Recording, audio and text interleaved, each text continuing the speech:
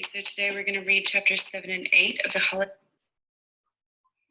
All right, fifth grade. So today we're going to read chapters 7 and 8 of the Holiday House. And based on this picture here, I'm going to assume that Christmas is going to be involved somehow. So they just got done with Halloween.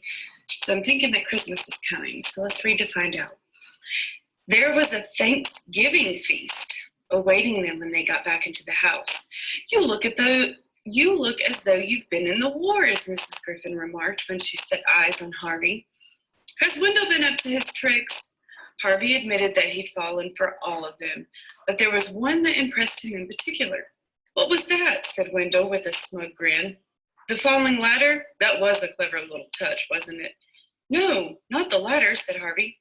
What then? The thing in the sky. Oh, that. What was it, a kite? That wasn't my doing, Wendell replied. What was it then? I don't know, Wendell said, his smile disappearing. Better not to ask, huh? But I want to know, Harvey insisted, turning to Mrs. Griffin. It had wings, and I think it flew off the roof. Then it was a bat, Mrs. Griffin said. No, this was 100 times bigger than a bat. He spread his arms, great dark wings. Mrs. Griffin frowned as Harvey spoke. You imagined it, she said. I did not, Harvey protested. Why don't you just sit down and eat, Mrs. Griffin replied. If it wasn't a bat, then it wasn't anything at all. But Wendell saw it too, didn't you, Wendell? He looked around at the other boy who was digging into a steaming plate of turkey and cranberry sauce. Who cares, Wendell said, chewing as he spoke. Just tell her you saw it. Wendell shrugged. Maybe I did, maybe I didn't. It's Halloween night. There's supposed to be a boogeyman out there. But not real ones, said Harvey. Real ones. A trick's one thing, but if that beast was real. As he spoke, he realized he was breaking the rule he'd made on the porch. Whether the winged creature was real or not didn't matter. This was a place of illusions. Wouldn't he be happier here if he just stopped asking questions? What was real and what wasn't? Sit down and eat, Mrs. Griffin said again. Harvey shook his head. His appetite had disappeared. He was angry, though he wasn't quite sure at whom. Maybe at Wendell for his shrugs, or at Mrs. Griffin for not believing him, or at himself for being afraid of illusions. Maybe all three. I'm going to go up to my room to change, he said, and left the kitchen. He discovered Lulu on the landing, staring out the window. Wind gusted against the glass, reminding Harvey of Rictus's first visit. It wasn't rain the gusts were bringing. However, it was powdery snow. It'll be Christmas soon, she said. Will it? There'll be presents for everyone. There always are. You should wish for something. Is that what you're doing? She shook her head. No, she said. I've been here so long, I've got everything I ever wanted. Would you like to see? Harvey said yes, and she led him up the stairs to her room, which was immense and filled with her treasures. She obviously had a passion for boxes. Tiny jeweled boxes, large carved boxes, a box for her collection of glass balls, a box that played ticking music, a box with which 100 smaller boxes fitted. She also had several families of dolls who sat in blank-faced rows around the walls. But more impressive by far was the house from which the dolls had been exiled. It stood in the middle of the room, 5 feet high from step to chimney top, every detail of brick, slate, and still perfect. This is where I keep my friends, Lulu said, and opened the front door. 2 bright green lizards came out to greet her, scurrying up her arms onto her shoulders. The rest are inside, she said. Take a look. Harvey peered through the windows and found that every perfect room in the house was occupied. There were lizards lounging on the beds, lizards snoozing in the baths, lizards swinging from the chandeliers. He laughed out loud at their antics. Aren't they fun? Lulu said. Great, he replied. You can come up and play with them anytime you want. Thanks. They're really very friendly. They only bite when they're hungry. Here." She plucked one off her shoulder and dropped it into Harvey's hands. It promptly ran up and perched on his head, much to Lulu's amusement. They enjoyed the company of both the lizards and each other for a long while until Harvey caught a glimpse of his reflection in one of the windows and remembered what a sight he was. "I'd better go and wash," he told Lulu. "I'll see you later." She smiled at him. "I like you, Harvey Swick," she said. Her honesty made him honest. "I like you too," he told her. Then his expression darkened. He said, "I wouldn't want anything to happen to you." She looked puzzled. "I saw you at the lake," he said. "Did you?" she replied. "I don't remember." "Well, anyway, it's deep. You should be careful. You could slip and fall in." "I'll be careful," she said as she opened the door. "Oh, and Harvey?" "Yes?" "Don't forget to wish for something." "What shall I ask for?" he wondered as he washed the dirt off his face. Something impossible, maybe, to see just how much magic the house possessed. A white tiger, perhaps, a full-sized zeppelin, a ticket to the moon? The answer came from the depths of his memory. He'd wished for a present he'd been given and lost a long time ago, a present that his father had made for him, which Mr. Hood, however much he might want to please his new guest, would never be able to duplicate. "The ark," he murmured. With his face washed and the scratches he'd got from the thorns in the thicket worn like war wounds, he headed back downstairs to find that once again the house had performed an extraordinary transformation. A Christmas tree so tall that the star at its summit prickled the ceiling stood in the hallway, the colors of its twinkling lights seeping into every room. There was a smell of chocolate in the air and the sound of carols being sung. In the living room, Mrs. Griffin was sitting beside a roaring fire with Stu Cat purring on her lap. "Wendell's gone outside," she told Harvey. "There's a scarf and gloves for you by the front door."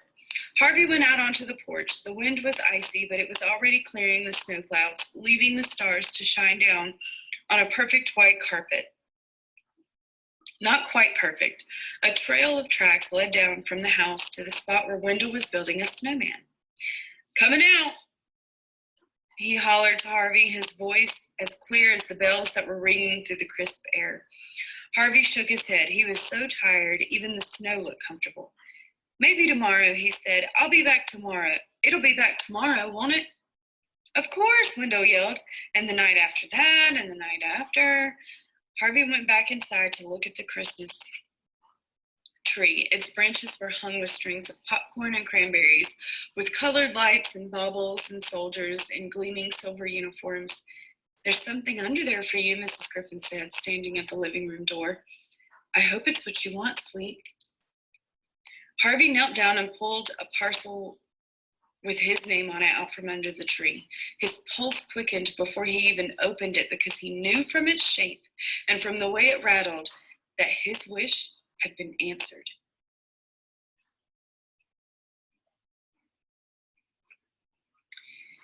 He pulled at the string, remembering as he did so how much littler his hands had been the first time he'd held this gift.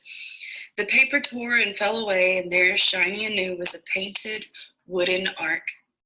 It was a perfect copy of the one his father had made. The same yellow hull, the same orange prow, the same wheelhouse with holes in its red roof for the giraffes to put their heads through, the same lead animals all in pairs snug in the hold or peering through the portholes, 2 dogs, 2 elephants, 2 camels, 2 doves, all of these and a dozen more. And finally, the same little Noah with his square white beard and his fat wife, complete with apron.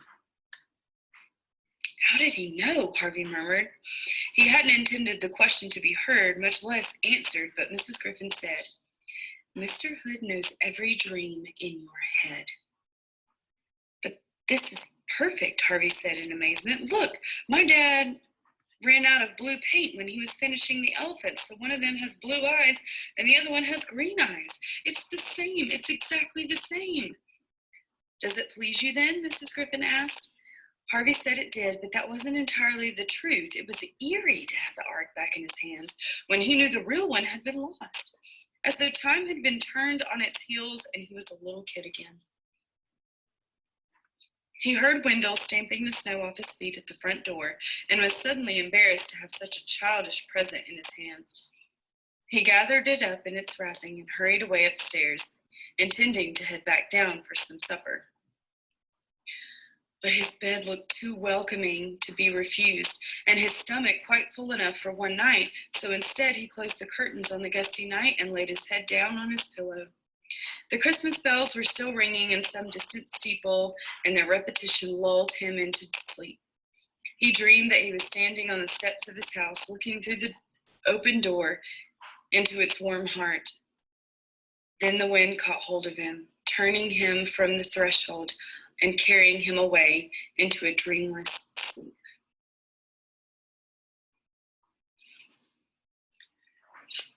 Up next is chapter 8, Hungry Waters. That first day in the holiday house, with all its seasons and its spectacles, set the pattern for the many that were to follow. When Harvey woke the following morning, the sun was once again pouring through a crack in the curtains, but this time it lay in a warm pool on the pillow beside him. He sat up with a shout and a smile, and either one or the other, and sometimes both, remained on his lips for the rest of the day. There was plenty to do, work on the treehouse in the spring morning, followed by food and the laying of plans for the afternoon. Games and lazy hours in the heat of the summer, sometimes with Wendell, sometimes with Lulu, then adventure by the light of the harvest moon, and finally, when the winter wind had blown out the flames in the pumpkin heads and carpeted the grounds with snow, chilly fun for them, all out in the frosty air, and a warm Christmas welcome when they were done. It was a day of holidays, the third as fine as the second, and the fourth as fine as the third, and very soon Harvey began to forget that there was a dull world out beyond the wall, where the great beast February was still sleeping its tedious sleep. His only real reminder of the life he'd left, besides a second telephone call he'd made to his mom and dad just to tell him all was well, was the present he'd wished for and received that first Christmas, his ark. He'd thought several times of trying it out on the lake to see if it would float, but it wasn't until the afternoon of the seventh day that he got around to doing so. Wendell had made a real glutton of himself at lunch and had declared that it was far too hot to play. So Harvey wandered down to the lake on his own with the ark tucked under his arm. He half expected, hoped in fact, to find Lulu down there to keep him company, but the banks of the lake were empty. Once he laid eyes on the gloomy water, he almost gave up on the idea of a launching, but that meant admitting something to himself that he didn't wish to admit. So he headed on down to the shore, found a rock to perch on that looked less precarious than the others, and set his ark on the water. It floated well, he was pleased to see. He pushed it to and fro for a little while, then lifted it out and peered inside to see if it was leaking. It was quite watertight, however, so he set it back on the lake and pushed it out again. As he did so, he caught sight of a fish rising from the bottom of the lake, its mouth wide open as if it intended to swallow his little vessel. He reached out to snatch the ark from the water before it was either sunk or devoured, but in his haste he lost his footing on the slime-slickened rock, and with a cry he fell into the lake. The water was icy cold and eager. It quickly closed over his head. He flailed wildly, trying not to imagine the dark depths beneath him or the vast maw of the fish that had been rising from those depths. Turning his face up toward the surface, he started to swim. He could see his ark floating above him, capsized by its fall. Its lead passengers were already sinking. He didn't try to save them, but surfaced, gasping for breath, and paddled toward the shore. It wasn't much of a distance. In the less than a minute, he was hauling himself In less than a minute, he was hauling himself up onto the rocks and scrambling away from the bank, water pouring from his sleeves and trousers and shoes. Only when his feet were clear of the lake and no hungry fish could snap at his toes did he drop down onto the ground. Though it was midsummer and the sun was blazing somewhere overhead, the air around the lake was cold, and he soon began to shiver. Before he made his way out into the sun, however, he looked for some sign of his ark. The spot where it had sunk was marked by a forlorn flotilla of wreckage, all of which would soon join the rest of the ark at the bottom. Of the fish that had seemed so eager to devour him, there was no sign. Perhaps it had swum down into the depths to chew on the drowning ark. If so, Harvey hoped it choked on its dinner. He'd lost plenty of toys before.